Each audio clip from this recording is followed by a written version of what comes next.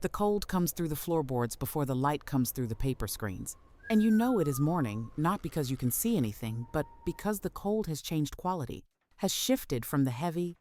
still cold of the middle of the night to something thinner and more insistent. The cold that means the darkness is about to end, and the fire needs to be started, and the water in the iron tetsubin that was left at the edge of the banked coals last night is either still warm or needs to be brought back from cold.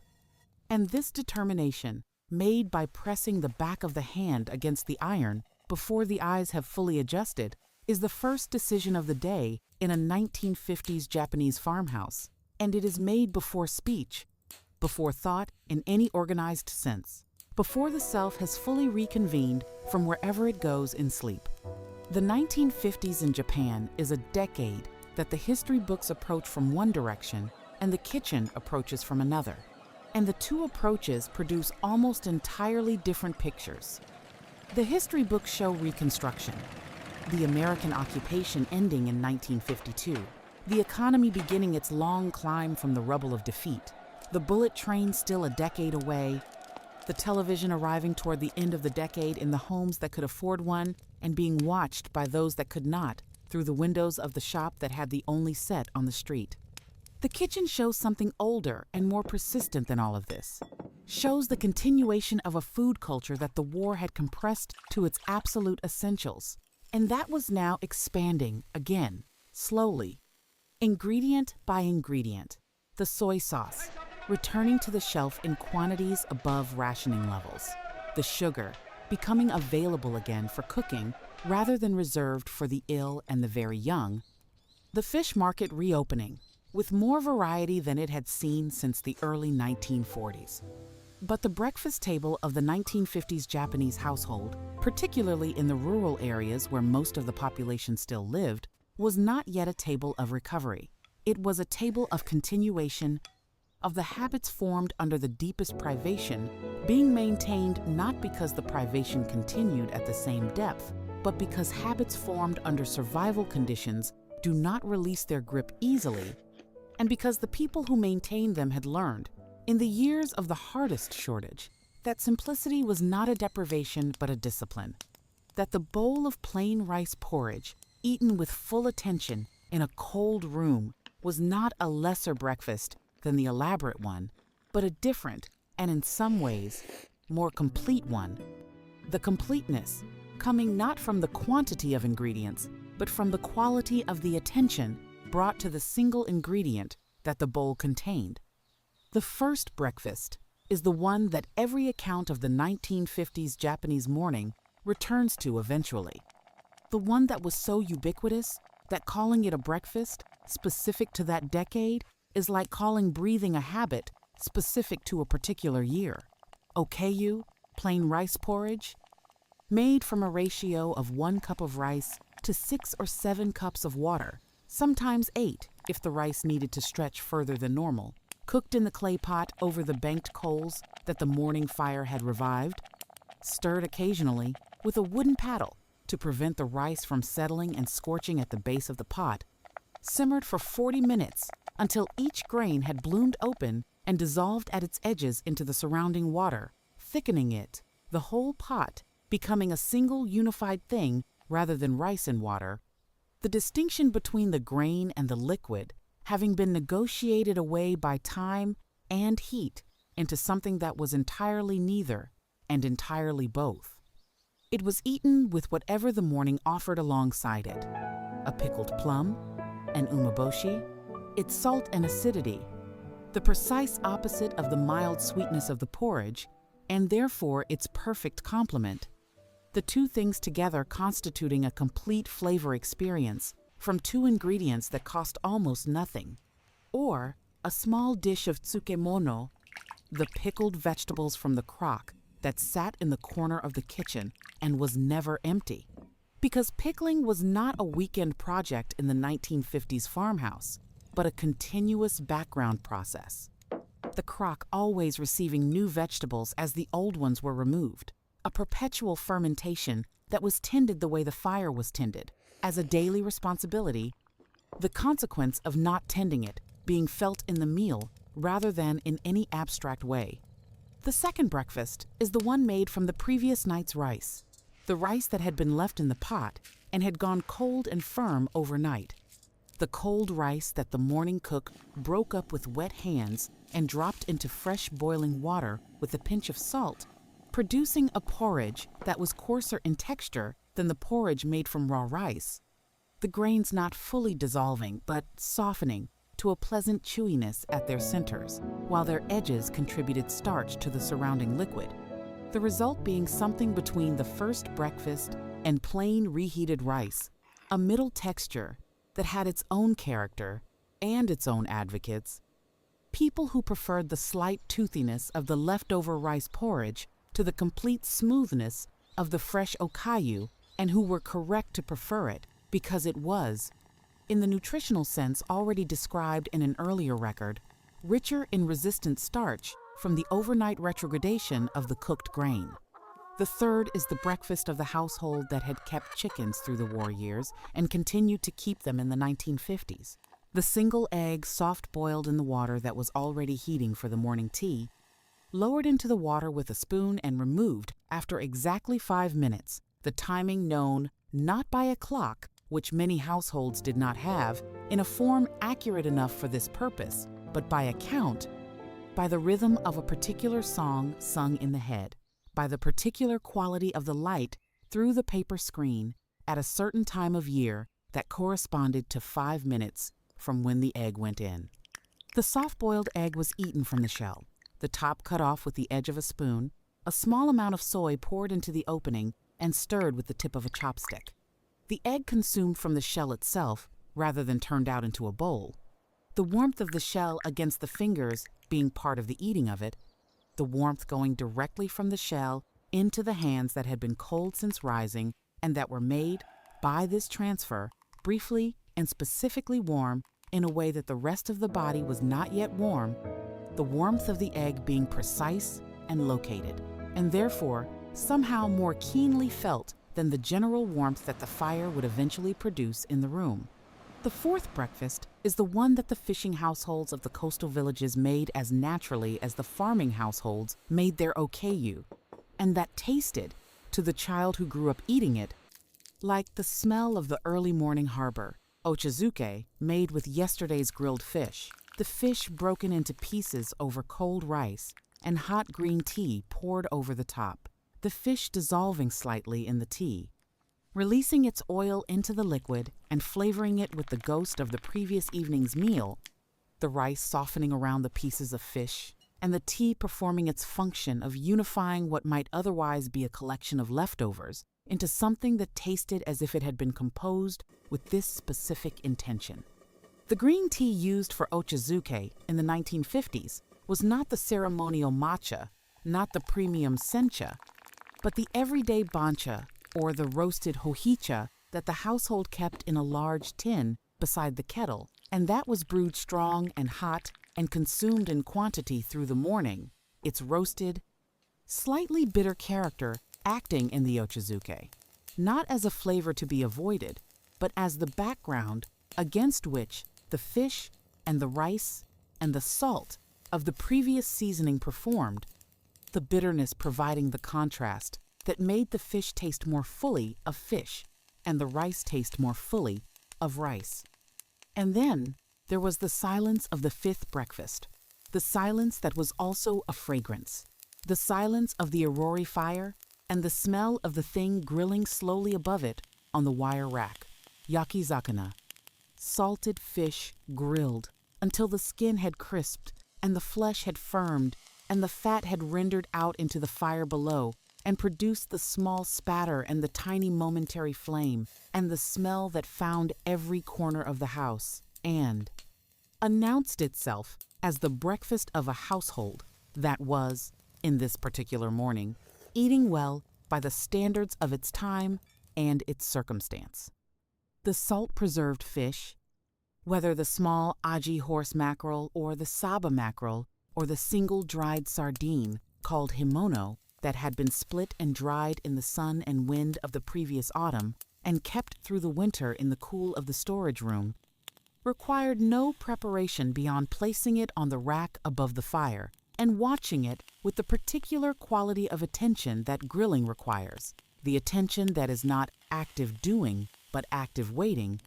the awareness of the moment when the skin has crisped enough and the flesh has firmed enough, and removing the fish one moment later will produce something drier and less yielding than the moment before removal would have produced. Eaten with rice and miso soup and the inevitable pickled vegetable, the grilled salted fish was the complete Japanese breakfast in its most elemental form, a form that has been maintained through every evolution of the Japanese table, from the 1950s to the present, maintained not because it is traditional, though it is traditional, but because it is correct. Because the combination of the fermented soybean soup and the preserved fish and the plain grain and the lacto-fermented vegetable is a breakfast that feeds the body at every level simultaneously,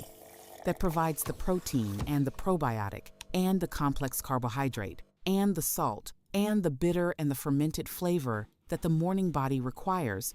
and that does this from 4 ingredients that the 1950s household kept continuously and replenished automatically, because replenishing them was not a shopping decision, but a maintenance of the conditions of daily life.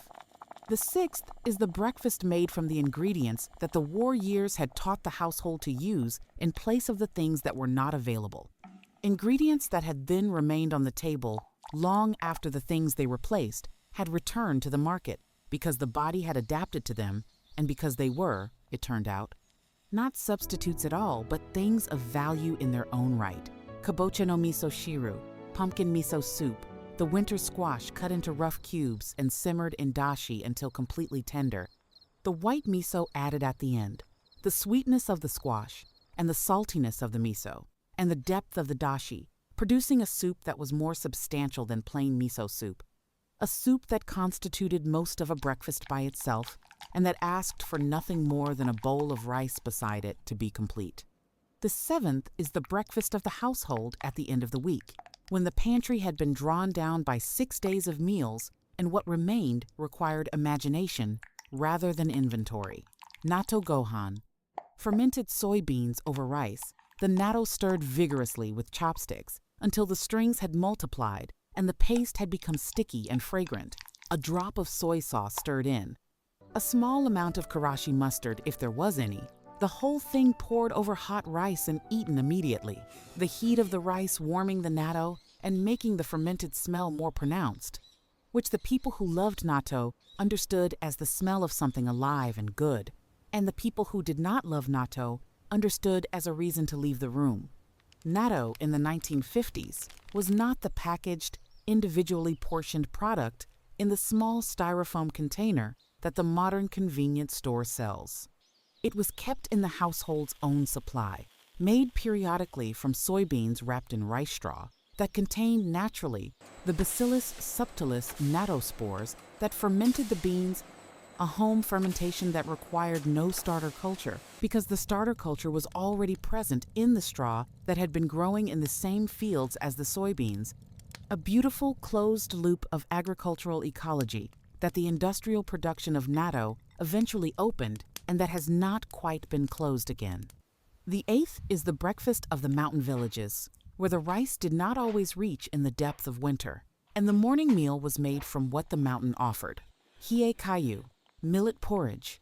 cooked in the same ratio of grain to water as the rice porridge, but requiring less cooking time and producing a slightly different texture, nuttier and more open-grained. The individual millet grains smaller and therefore more quickly softened. The finished porridge slightly less smooth than okayu and slightly more present in the texture sense, each spoonful having something to offer to the tooth as well as to the swallowing. Millet had been the grain of the Japanese mountains before rice was the grain of the Japanese plains, had been eaten on these slopes for longer than there was a written record of what was eaten, and the 1950s households that still made hie kayu on winter mornings were continuing a breakfast tradition that predated the current civilization by a margin so large as to make the word tradition feel insufficient the word tradition suggesting a choice to maintain something rather than the organic continuation of something that had never been interrupted. The ninth breakfast is the one that the visiting child always remembered and the visiting adult always wanted a second bowl of, kenchinjiru as breakfast. The root vegetable soup, more commonly thought of as a lunch or dinner dish, but eaten in the 1950s farmhouse as a morning meal on the cold days, when the work ahead was physical and demanding and the body needed something more substantial than plain porridge to carry it through to noon. The soup was made from what the storage room held: pieces of gobo and daikon and carrot and konjac and firm tofu, all sautéed briefly in sesame oil in the bottom of the pot before the dashi went in, the sautéing adding a dimension of toasted, rounded flavor that the simmered version of the same vegetables produced without it. The vegetables then simmered in the dashi for 30 minutes, and the soup seasoned at the end with salt and a small amount of soy. The result being a breakfast that the body accepted as permission to work hard, as fuel for the kind of day that the 1950s Japanese farming calendar produced. The kind of day that began before full light and ended after dark, and asked of the body everything it had. The 10th is the dish that demonstrates most clearly the 1950s kitchen's genius for making breakfast from the outer edges of the pantry. The parts of the pantry that the modern kitchen has forgotten exist. Daikon, no ha no miso shiru, miso soup made from daikon leaves, the green tops that the vegetable market in 2026 removes before display and discards, and that the 1950s household removed before storage and dried on the rack above the fire and kept in a jar to be used exactly like at WS.A. This crumbled into the dashi at the beginning of the soup making so that they had time to soften and release their flavor. The miso added at the end in the usual way. Daikon leaves are more nutritious than the daikon root by most measures, higher in calcium, higher in iron, higher in the fat-soluble vitamins that the white root does not contain in meaningful quantities, a fact that the 1950s household did not know in those terms, but that the body of the person who ate the leaves, rather than discarding them, absorbed as a daily reality. The health of the population that consumed the entire vegetable being measurably different from the health of the population that consumed only the parts the market had decided were worth selling. In our world of plastic and speed, we have organized the food supply around the beautiful and the convenient and the shelf-stable. And in doing so, we have quietly discarded the nutritional democracy of the whole vegetable, the understanding that the part that takes more time and more effort is usually the part that gives more back. The 11th is the breakfast that the children of the 1950s ate before school, with a speed that the cold morning and the distance of the school and the necessity of arriving on time all conspired to produce. Musubi, the simple rice ball pressed together with wet, salted hands and filled with whatever the morning held. A pickled plum, a piece of yesterday's grilled fish broken from the bone, a smear of miso, a few sesame seeds, a sliver of salted kelp, wrapped in nori if the household had nori, left plain if it did not, eaten standing at the kitchen door with the school bag already on the back and the morning cold coming through the open door, and the rice still warm enough to warm the hands through the wrapping of the nori. The musubi was not a recipe. It was a skill, the skill of pressing rice into a shape that held together through the journey of a morning without becoming either too dense or too loose. The skill of distributing the filling evenly enough that every bite encountered it. The skill of salting the hands correctly so that the salt was present throughout the rice without being detectable as salt. Present only as the thing that made the rice taste fully of rice. The 12th through 15th breakfasts move through the seasons of the 1950s kitchen with the logic of the cold ground and the drying rack and the fermentation crock. Each ingredient available because of what had been done to it in an earlier season to make it available in this one. Kiriboshi daikon, no miso shiru, dried daikon strips, reconstituted in dashi and simmered into miso soup, the dried daikon having a sweetness and a mineral concentration that the fresh daikon does not have. The drying having done to the daikon what drying does to all things, removed the water and concentrated what remained. The sugar and the mineral and the particular flavor of this root that the farmers of the Showa era considered one of the most valuable items in the winter pantry, dried in autumn, eaten through winter, tasting of the October sun in which it dried, a flavor that the February morning needed and received with the first spoonful. Natto to yamaimo no gohan, fermented soybeans and grated mountain yam over rice. The mountain yam grated on the ceramic oroshi gain into a white, viscous, slightly sticky substance that the Japanese kitchen calls tororo and that the Western kitchen has no equivalent for, no word for, no preparation that produces the same result. The grated yam poured over the rice and the natto stirred through it, the sticky tororo and the stringy natto combining into a texture that the uninitiated find challenging and the accustomed find comforting, in the specific way that textures associated with childhood comfort are comforting, which is to say completely and without the need for justification. Tofu no shio yaki, plain tofu sliced thick and grilled in the pan with a film of sesame oil and a pinch of salt until the surface has browned and firmed. Eaten over rice with a pour of soy and a scatter of dried bonito flakes that the heat of the tofu immediately sets trembling. The tofu in this preparation tasting entirely unlike cold tofu, tasting of the Maillard reaction that the hot pan has performed on its protein surface, tasting of something that required effort and returned it,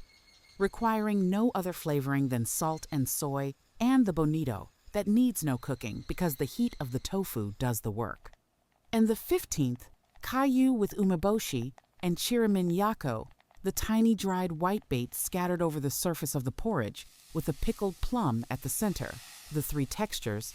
the soft porridge and the slightly crisp tiny fish, and the yielding, intensely flavored plum, providing a sensory completeness that no single ingredient could have managed. The combination discovered not through design, but through the logic of the 1950s pantry, which held all three and combined them because they were there and because the combination, tried once, was immediately correct and required no revision. The 16th is the breakfast of the festival morning, made not because the festival required it, but because the festival was the occasion for slightly more than the ordinary, and slightly more than the ordinary, in the 1950s farmhouse kitchen, meant one additional ingredient. The additional ingredient in this case being the tofu that had been purchased specifically for the occasion rather than made at home or acquired in trade, the purchased tofu being smoother and more delicate than the home-pressed variety, and deserving, therefore, of the treatment that delicate things deserve, a gereshi tofu for breakfast. The silken blocks dried carefully and dusted in potato starch, and fried in the oil that had been heated in the iron pan over the morning fire, served in a bowl with a thin broth of dashi and soy and mirin poured over the top. The contrast of the hot fried exterior and the cool, trembling interior, and the warm broth surrounding both of them being a breakfast that the festival morning warranted and that the ordinary morning aspired to. The 17th is the breakfast that the old people ate and that their grandchildren watched with the particular fascination that children bring to the foods of the elderly. Foods that are often either very simple or very challenging, and that, in the 1950s Japanese farmhouse, were frequently both simultaneously. Chagayu, the rice porridge, made not with water or dashi, but with green tea. The tea brewed strong and poured over the rice in the pot, and simmered until the porridge had taken on the faint green tint and the slight bitterness of the tea, seasoned with salt and eaten with a pickled vegetable, and the particular serenity of a person who has been eating the same breakfast for 60 years and has long since stopped needing it to be different. The catechins of the green tea distributed through the porridge, inhibiting the oxidative processes that aging accelerates, and providing the mild stimulant effect of the caffeine in a form far more gradual and sustained than the cup of brewed tea would have provided. The starch of the porridge absorbing the caffeine and releasing it slowly as the porridge digested, the effect lasting through the morning without the spike and withdrawal that the same caffeine in liquid form would have produced. The old person who ate shigayu every morning was not following a longevity protocol. They were eating their breakfast. The longevity was the consequence of decades of the same quiet decision. The 18th is the breakfast of the household that kept a garden, which in the 1950s meant most households outside the city center, and that in the morning could walk to the garden and return with whatever it held, the breakfast ingredient still carrying the cold of the night in its leaves and the moisture of the dew on its surface, tamago toji, the egg cooked in whatever leafy green the garden had produced, the leaves wilted briefly in the pan and the water that clung to them from the morning dew, the egg beaten and poured over the wilted greens and stirred over low heat until it formed soft, loose curds around the greens, seasoned with salt and a small amount of soy, eaten over rice with the directness of a breakfast that had been growing in the garden an hour earlier and that tasted, therefore, of something still continuous with the living world that produced it. The 19th is the breakfast that appears in the private diaries and letters of the 1950s, with a frequency that suggests it was more common than any cookbook of the era documents. Nori, no, tsukudani on rice,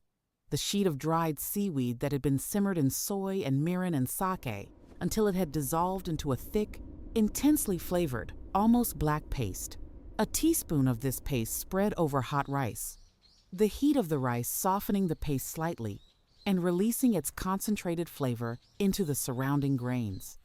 The nori tsukudani that each household made carried within it the particular balance of soy and sweet that the maker had calibrated over years of making it, slightly different from the neighbor's version, identifiable by its particular degree of saltiness or sweetness, or the presence or absence of the sesame that some makers added and others did not, a pantry item as individual as handwriting, as specific to the hand that made it as any signature. The 20th is the breakfast of the cold that had settled into the bones and would not leave without assistance. Shoga no okayu, ginger porridge. The fresh ginger grated into the simmering rice porridge in the last minutes of cooking. The gingerol not yet converted to shogal, preserving its vasodilatory properties. The warmth that the ginger produced in the body being different from the warmth that the fire produced in the room, being internal and spreading and lasting through the morning in a way that the external warmth of the fire did not. A single umeboshi stirred into the ginger porridge, its citric acid combining with the gingerol in a way that amplified both, making the sourness of the plum more present and the heat of the ginger more immediate, the combination covering the entire spectrum of what a cold body needed on a cold morning, in a cold house, in the coldest month of the year. The 21st through 23rd follow the logic of the community kitchen. The way that food in the 1950s Japanese village was not always the product of a single household's pantry, but sometimes of the neighborhood's collective provision. The neighbor who had pressed more tofu than her family could eat, bringing some to the household whose soy harvest had been smaller than expected. The exchange operating on a credit system of obligation and gratitude that had no formal accounting but was maintained with perfect accuracy by everyone involved. Okara no itame, the cooked soybean pulp left from tofu making, sautéed with carrot and burdock and sesame oil and soy into a crumbly, moist preparation eaten over rice, the okara being one of the most nutritionally complete byproducts of any food production process, rich in protein and fiber and the isoflavones that the pressed tofu contains in lesser concentration, eaten in the 1950s because it was available and because waste was not possible, recognized now as a functional food of remarkable density, sold in specialty health stores in cities that would not have recognized the word okara 20 years ago. Mozuku no miso shiru, the sea moss miso soup made from the thinly stranded brown seaweed, specific to the Okinawan coast, but dried and traded throughout the archipelago. The mozuku releasing its fucoidin content into the broth and thickening it slightly, the soup tasting of the deep sea rather than the shallow coastal waters that wakame suggests, a deeper, older flavor that the morning body in the 1950s farmhouse received as something its ancestors had been eating long enough to have built a specific appetite for. And the 23rd, the breakfast, that was also a meditation on patience. Mugi gohan, barley rice, the rice cooked with 20% barley mixed through it. The barley requiring the same cooking time as the rice, but producing a grain that remained slightly firmer at the center and chewier than the surrounding rice, providing the textural variety and the beta-glucan fiber that the pure rice breakfast did not contain, the chewing itself being the slowing mechanism that prevented the breakfast from being eaten too fast and the satiety signal from arriving too late. The 24th breakfast is the one that the diaries of the decade describe with the most emotion, not because it was the most delicious or the most nourishing, but because it was the most anticipated, the breakfast that appeared on New Year's morning and that the rest of the year's breakfasts were measured against. Ozoni, the soup with mochi, the clear dashi broth with a piece of toasted mochi, softened and swelling in its center. The mochi placed first in the fire to puff and char slightly before being lowered into the soup, the char giving it a flavor that plain boiled mochi never achieves. The broth made from the first dashi of the new year, from the kombu that had been soaking since midnight, from the care that the cook put into the first meal of the first morning of the new year. Because the first meal set the quality of the year's eating, and the year's eating set the quality of the year, and the year, once set, could not be unset. The 25th breakfast is the one that contains all 24 before it, and that every person who grew up eating any version of any of them carries inside them as a specific and irreducible memory. The breakfast of the ordinary Tuesday, the breakfast of no occasion, the breakfast made while still half asleep with the cold floor through the socks, and the fire, newly started, and the tetsubin, beginning its long, patient conversation with the heat, the breakfast that was not remarkable in any way, except that it was made with full attention by someone who understood that feeding the people in your care on an ordinary Tuesday was not a lesser act than feeding them on a celebration was in fact the more important act. Because the ordinary Tuesday came 351 times a year, and the celebration came 4, and the quality of a life was measured not in its celebrations, but in the texture of its ordinary Tuesdays. Plain rice porridge, a pickled plum, the miso soup, with whatever the crock and the pantry offered, a small dish of something fermented, hot tea in the cup that warmed the hands. The cold through the floorboards, and the light beginning to come through the paper screens, and the tetsubin beginning to rattle its quiet percussion against the silence of the 1950s morning, which was not a silence of nothing but a silence of everything that had not yet become sound, everything that was still potential, still warmth gathering in cold clay, still the day before the day had declared itself. That breakfast, bring it back. Not the poverty, not the cold, not the particular hardship of a decade that earned its simplicity through circumstances no one would choose to repeat. Bring back the attention, the single bowl, the full presence at the table, the understanding that the ordinary Tuesday deserved the same care as the festival morning, and the ordinary body deserved the same respect as the celebrated guest, and the meal made for yourself alone in a cold kitchen before the house was fully awake was not a lesser meal, but the foundational one, the meal from which all the other meals of the day took their quality and their direction. The tetsubin rattles. The fire is ready. Begin.